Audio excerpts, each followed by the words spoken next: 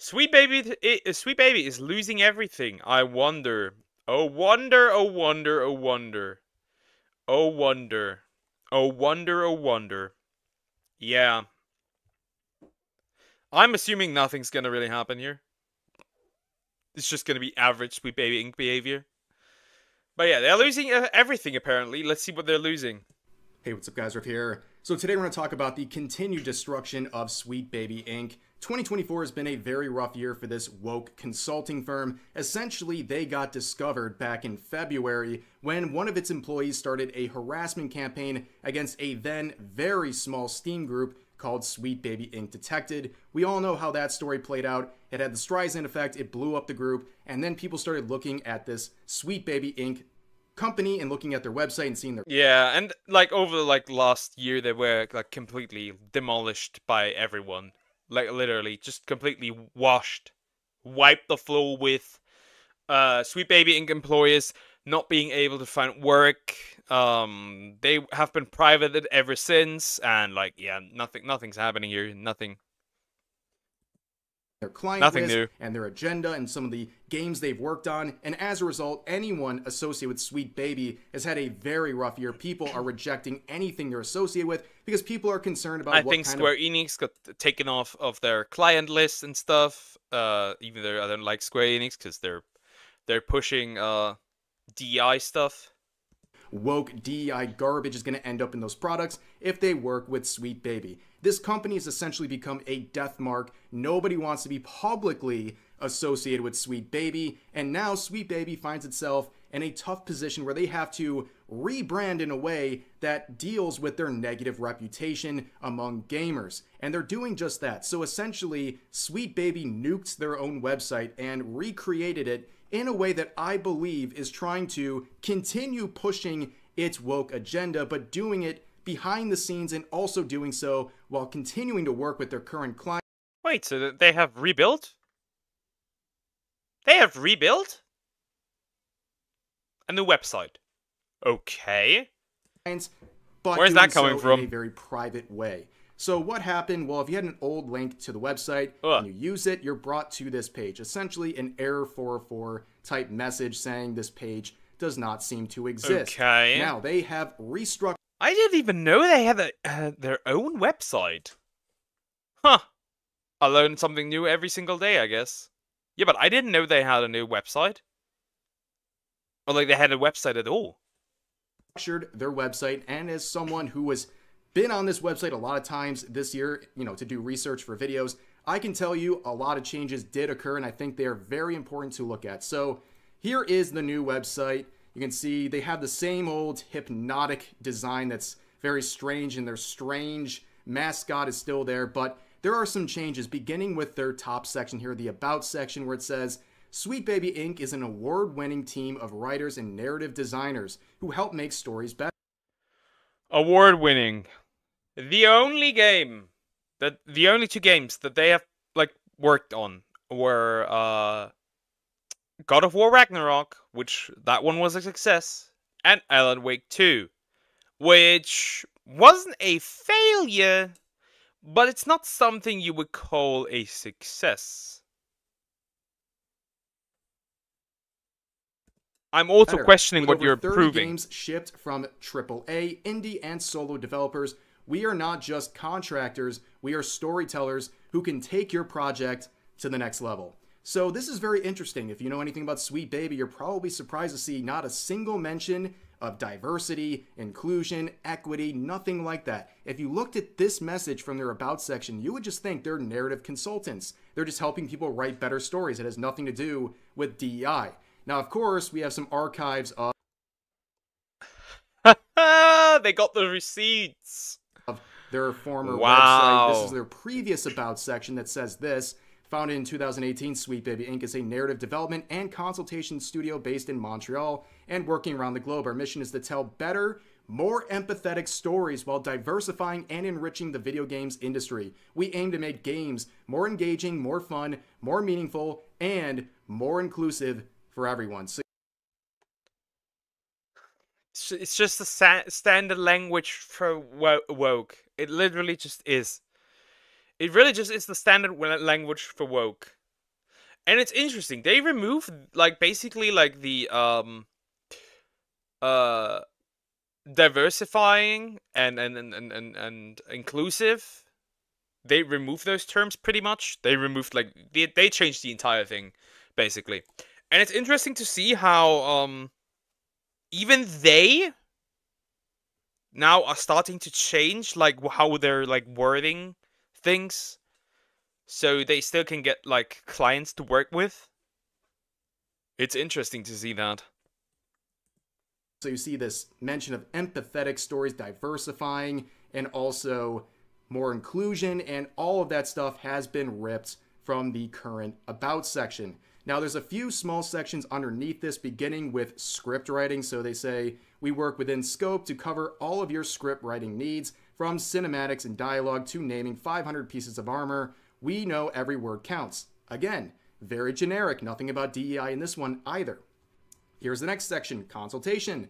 No matter the stage of production, we can strengthen story pitches, world building and character development needs, and other narrative design demands.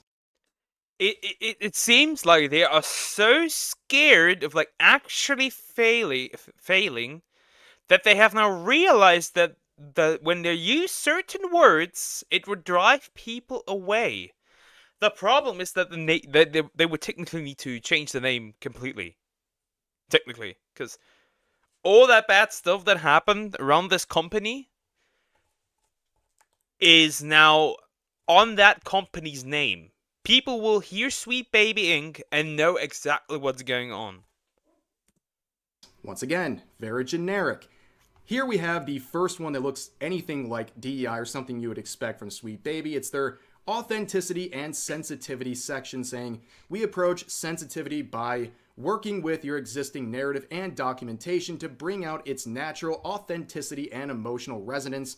We don't look for red flags, we highlight green ones. So this is interesting too. So even in a section where they're talking about authenticity and sensitivity, they're not saying we're going to point to your red flags and make you change things. They're just going to highlight the ones they think are already good, which is a much more passive approach than you would expect from Sweet Baby, at least, you know, from what they're telling you publicly right now.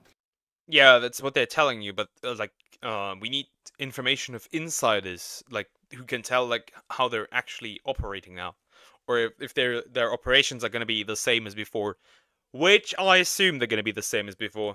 Now, the next section is another one that has changed in ways that I think are interesting and not too impactful, but it's worth mentioning. So the featured projects, it's the games they've worked on. You see the classics they've always listed, like God of War, Ragnarok, Sable, so on and so forth. They constantly change this list, and the only one I think is interesting to see pop back up is Suicide Squad Kill the Justice League, because they actually removed this for many months leading up until now, but it looks like they brought it back onto this public list. Shut that game down, dude. Just shut it down already. It's just costing you money. Nobody plays it. Like, really, nobody plays it. Season 3, nobody plays it. Of their projects, and that also further confirms the lies of a former Rocksteady developer who claimed that Sweet Baby had no involvement, which there's been a lot of evidence out there to prove otherwise, and this just further confirms that he was lying through his teeth when he made that statement, since they brought it back once again. Now, this is the biggest change, or lack thereof in a sense. There's nothing after this section. We go right to the outreach and workshops. Now, like I said, I've been on this website many times to research more for games? Aren't there? They probably worked on more games, right? videos. The next section that came was their client list, and I think that was the most important tool for tracking Sweet Baby's involvement. If you see a company like Ubisoft on that list, you're going to be checking their games to see in the credits and throughout posts on social media if they're involved with Sweet Baby. That client list is gone, and I think that is a very significant thing, and a lot of people are sharing some archive versions. I think this is the most complete list I've seen, because again, like the game... Yes, Square... I'm dying. Square Enix is out of the picture, by the way. They are no longer on there. But again, remember, they have their own DI department. Remember that, that's important. So it doesn't matter if they're working with Sweet Baby Inc., because they're already, like, out. List. They already have their own thing. Like Square Enix, for example, have removed themselves from this list over the months. But this one seems to be the most complete and oldest list, and you can see all the usual suspects, especially those from companies that had a rough 2024 due to their connection with Sweet Baby. You see Ubisoft, Xbox Game Studios, you see Warner Bros., Square Enix, Wizards of the Coast, Remedy, Glitch, so on and so forth, okay? And this list, like I said, very important, and I think it says a lot that they have removed this list. And what I mean is... They removed it because if they have new clients, they would technically need to add them. And so you basically, like, somebody who doesn't look into this really, basically has no clues that they are working with these. Pretty much. I think they're not trying to rebrand. I think they're trying to go underground. I think they're trying to cool off on the DEI-related language in their website, and they're trying to get rid of the client list, and they're hoping you just forget what their entire agenda has been up until now. Yeah, we ain't also forgetting. The people they have worked We are with. not forgetting I think this is something that was probably demanded upon them, and also something in their own interest, because clients on this list were getting blasted. It's not good to be associated with Sweet Baby, and it's also probably hurting the opportunities for Sweet Baby because people don't want to be publicly associated with them. And now they're hiding this client list. And why would I be? Really Why would I trying want to to stress be? that I think they're still working with the majority, if not all of these clients from the original list. I don't think these companies are removing themselves because they're separating themselves publicly from Sweet Baby. I think they're doing it because they just don't want that association to be public. And now with the updated website, that section is completely gone. And I think it just serves that underground attempt they're trying to do with their agenda. So the next section is another one that has changed very Outreach and significantly. workshops. Outreach and workshops. You can see here it says, our experienced team of writers and narrative designers are ready and available to provide workshops, talks, and general insight to your team. Let us show you how we dig beneath the narrative surface. Again, super generic language. They just sound like a narrative guidance consultation type organization. However, if you look at their old outreach statement here, it's very different. The old website said this: new and marginalized talent can change this industry if given the proper support. Like, just completely rebrand. Literally just rebrand completely. Go like offline for about I'm dying, dude. Go offline for like I don't know, 3-4 months, delete everything, rebrand completely. And maybe you have another chance to spread your nonsense. We want to provide this through our outreach programs. Now, this language sounds much more like Sweet Baby, and I think it's really important because this is language that mirrors the main message of Kim Belair, their CEO, okay? There's a lot to say about Kim. She's the one responsible for many infamous quotes. She privated her thing also, her Twitter account. Again, remember, this is the chick that basically said that they should threaten developers into complying with DEI, pretty much. It's like the one where she said that you should go and terrify your bosses with the threat of cancel culture and things like that if they don't work with consultation groups like Sweet Baby. But there's another very interesting quote that people have dug up recently. Oh, this is no. a 1-minute clip that she uses to express kind of the hiring process at Sweet Baby. And it greatly reflects that old outreach type thing with their old message, because in this, she will state that clearly to Kim, the most important thing in the hiring process is the color of your skin and your background, not your writing skills, which is a big... And this is what is the problem. This is what I consider racism. You know, racism doesn't necessarily mean, you know, putting somebody like from another race down. It can also be elevating somebody at the same time, you know? They don't get the concept of like actual equality, which is same treatment. Of course, like sometimes equality doesn't work, and like you can't just treat people the same because they aren't the same. But like when it comes to like skin color, there is no reason necessarily to discriminate. So I'm questioning how that isn't racism. Contradiction to what they're trying to do with the updated website that's all about narrative consultation and improving the writing of your story. Saving the And in this company. clip, she's saying the background and experience of the employee is more important than their writing skills because they need to be able to relate and express kind of the cultural importance of whatever they're working on. My answer was like, well, what happened to sourcing Black writers for something like this? And the answer that was given to me was just like, well, we met some great Black writers, but they didn't have the experience. They had all the talent, but not the experience in games. And so what I said was, well, would it be possible if, since we have the experience in games, could we take on some writers as subcontractors? Because essentially, what the client is looking for is authentic and representational work, and what these writers are looking for is experience on a job, and that's something I think we can provide. And so we began, once we had that kind of extra space and those extra contracts, to start sharing I say quote unquote wealth, because it was, we were still working on smaller contracts at the time, but we started bringing in folks who deserved a shot at it and who otherwise the studios might not bring in, but it assumes that the games industry is a meritocracy. It assumes that when you have a marginalized writer coming with a portfolio, what they need is a portfolio review to make sure their portfolio is good. But what happens when we assume instead that it's not a meritocracy? That there is racism, that there is sexism, that there is homophobia, there's transphobia.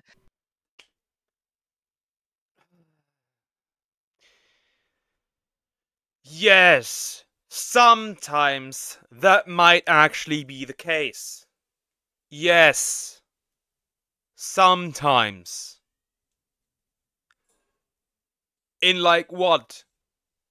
Maybe 3%? In the hiring cases where that is the case. But what you are doing is, you are hiring somebody that simply does not have the skill to work on these games, which in return makes these games worse. Doesn't make them better. It doesn't give the one working on the experience. If anything, it might even like impact them negatively, because first of all, they're working with you. Second of all, if that game fails, that person might put it on them and their bad writing, and like when somebody criticizes the story. Hire people based on their skill, not based on how they look, not based on who they sleep with, not based on like what religion they follow, or if they don't follow religion, not based on like their identity. Hire them based on their skill. And if somebody who's skilled is gay, it doesn't matter. If somebody who's skilled is white, it doesn't matter. If somebody who's skilled is black, it doesn't matter. Just people with skill. Not through an agenda, not through anything, but hire them by by what they can provide, and the world will be good.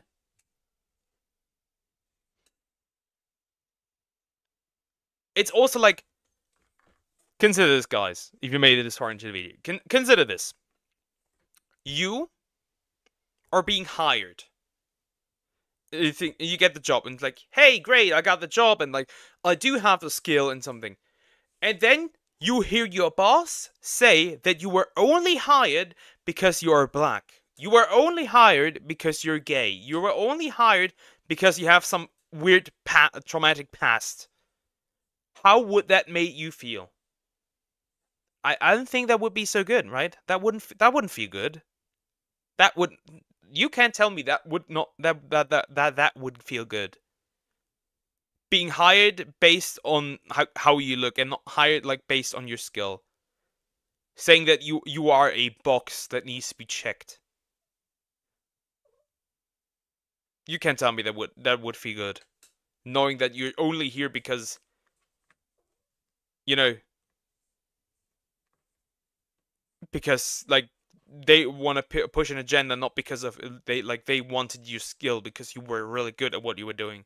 That would suck. That would infuriate me. Just to bring this home once again, it seems very clear that in the hiring process, Kim has always prioritized people's skin color and their background over their actual skills, and now that they're trying to rebrand into this narrative consulting firm that doesn't have this blatant secondary agenda, why would you think that these people are the most qualified? If you're trying to work with Sweet Baby or they're approaching you, wouldn't you be concerned about the qualifications of some of their current employees who are likely hired simply because of the color of their skin and not their actual abilities? If this company is claiming that they are strictly about helping with the writing process and the story, then why are those values they used to highlight, why would those be so important in that process? But there's some other discoveries to be made here. One last one, very interesting. If you can see it down here, 2024 Sweet Baby Inc. designed by Luda Laika. So Smash JT in his coverage of this release. You know what I also realized? Let's say. It also harms the person that gets hired. Because imagine that. You get hired because of diversity reasons. It makes you think that you have the skill it takes to write stories for these companies when you actually don't. And instead of telling you that so that you can grow into somebody who is skilled enough for these, for this job, they just take you. And you're not able to grow. Because you're going to stay on a level. Because you believe you're good at what you're doing. When you're not necessarily good. I think that's much worse. That cuts off somebody's, potential. I think that's even worse. Related story found a very interesting discovery about this particular studio. So this is kind of their statement generally about their business, that they design for feminists and queers, which is a very on par thing for Sweet Baby, hiring a pretty much studio here that is what it is. Seems to work with feminists and queer people. But anyways, you go down here, there's some interesting stuff about this studio. They actually quit Twitter. They closed their official Twitter account. And the reason they did this is because they believe that Elon Musk condemning the use of the term cisgender was Musk's way of dismissing the experiences of trans and gender diverse individuals, implying that being... Okay. Let's unravel this. If cis was used objectively, it would not be considered a slur. You know what the problem is? It is not used on the same level as cis, as trans or gender diverse terms. It is used with negative connotation. It's like saying, I don't know, what you would the F slur. I'm not gonna say it out loud because I know some gay people follow me and I don't want to say it because they might be uncomfortable with it. It's also no need to say it. Or there's definitely there's a word for trans people as well, troon or whatever. It is used with negative connotation, and when somebody's used with negative connotation, it turns into a slur. Especially when it's used against an entire group. And it's funny how when bad people do it to them, it is a problem. When they do it to everyone who's basically just heterosexual, it's not a problem. Okay. Cis is superior and natural. Yep, seems like somebody that Sweet Baby would work with, but that's really where we're at with this entire situation. A rebrand of sorts. Good morning, for Sweet Baby, Good and morning. I think the objective here is very clear: to tone down the language, morning try here. to repair the reputation. It's almost 8 p.m. of Sweet Baby publicly, but in private, continue working on their DEI-related agenda and continue working with the same companies they have been for many years. Yeah, but that's also not really a Sweet Baby thing. That is a problem that in general follows every, like, this is like the core idea of DEI is like that there are no DEI departments. There are no well, like, there are no these things. We're talking about Sweet Baby. Never mind. um, the plan of DEI is that everybody does it, so there's no need for DEI departments. This is what Microsoft shut theirs down. So, like, everyone who works at the company is contributing to DEI. In its core, when we look at DEI and we look at how it's connected to Bridge, it's literally just Marxism. It's nothing else but Marxism. It's literally commies. Now, and the same companies that are reeling right now because of their connection to Sweet Baby. So don't think this is the ultimate victory, or that Sweet Baby is, walking away from DEI with its tail between its legs. I think this is just a simple new strategy where they're trying to hide everything, just like they're hiding on social media. Everyone, including the main account for Sweet Baby, everyone associated with this company is private. They do not want you to have any public engagement with them. They're not going to talk to you. They don't even want you seeing what they're doing. So why would you expect anything to be different on their official website? But for now, it's going to do it for this video. I hope you guys enjoyed. As always, feel free to share your thoughts about today's topics in the comment section down below. Again, it's just average Sweet Baby Inc. behavior. They're not going to change their ways. They're just have a little bit of rebranding, so they don't so the damage is like a little bit minimized. But in its core, it doesn't really matter.